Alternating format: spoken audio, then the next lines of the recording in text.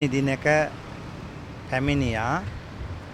මොකද මේ වෙන විට මහරගම අපේක්ෂා රෝහල කාගෙත් සිත් ගන්නා විදිහට අලංකාරද හැදුවට අපේක්ෂා රෝහලේ ආපන ශාලාව මේ වෙන විට ටෙන්ඩර් කැදවීමක් කරලා තියෙනවා.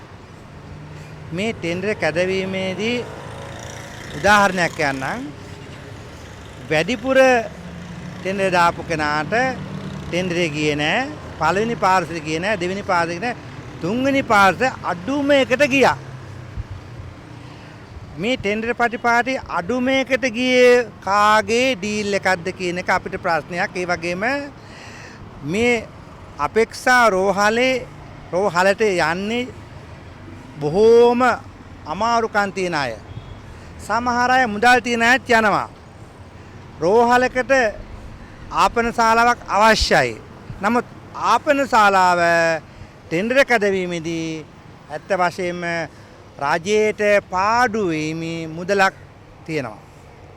ටෙන්ඩර් දැම්මට පස්සේ ටෙන්ඩර් කෝල් කරාට පස්සේ ඒ ගන්නා කෙනා අපිට මතකයි රුපියල් 9,96,000කට ටෙන්ඩරේ ඉල්ලලා තියෙනවා. ඊළඟට 8 ලක්ෂ ගානක ඉල්ලලා තියෙනවා. ඒක දුන්නෙත් නැහැ.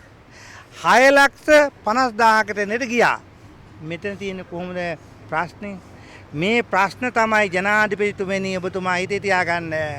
මෙතන කාගේ හරි ප්‍රශ්නයක් තියෙනවා, කවුරු හරි ඉන්නවා මේ මගේ ටෙන්ඩර් කැදවීමේදී යම් ප්‍රශ්න ඇති වෙන්න පුළුවන්. මොකද රටට එන ආදායම, රජයට එන ආදායම මෙතනින් නැති වෙලා තියෙනවා. මාසයකට කුලිය අප්‍රමාණයි. මේ රෝහල පමණක් නෙමෙයි ඊළඟට අපේක්ෂා රෝහලේ රෝගීන්ට අනිවාර්යෙන් යහපතක් කරන්න ඕන නම් ටෙන්ඩරේ නැවත කැදවලා ආපස්සට සුදුසු පුද්ගලයාට දෙන්න කියලා මම මේ අවස්ථාවේ අල්ලස් දෙපාර්තමේන්තුවේ පැමිණිල්ලක් කරා.